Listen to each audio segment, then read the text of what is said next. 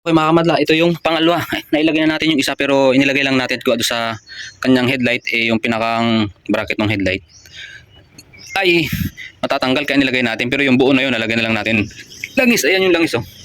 Ayan, naputol na rin natin, syempre winildingan natin. Hindi ko na lang pinakita yung mga, syempre madali lang naman yan. Basta yung nilagay natin yung bola-bola ng Mio sa dulo na yan.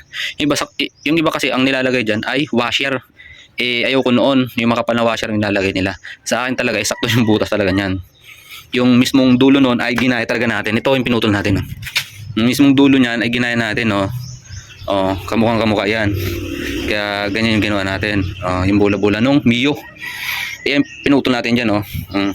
Tapos yung nasa loob nito, ayan, ito yung pang XRM XRM 125 mga kamadla. Yung dulo nito, ayan yung dulo nasa loob, yung ang gulong-gulo na naman natin. Yung nasa loob ay ito talaga. Ito, ayan, ito magkano yan kasama. Tsaka ito ha. Ayan nasa loob ito, tsaka ito. Yan, ito yung isa pinutulan natin, yung spring nandun. Ang pinutol lang natin doon sa isa, ito. Kaya ang pagsasamahin lang natin ito. Hindi natin puputulin isang tubo mahaba na yan, sayang naman. Pinaghati ko na lang sila. Ayan. Ngayon, ilalagay natin yan lang naman nasa loob niyan. Ilalagay na natin doon, diretso na. Ito.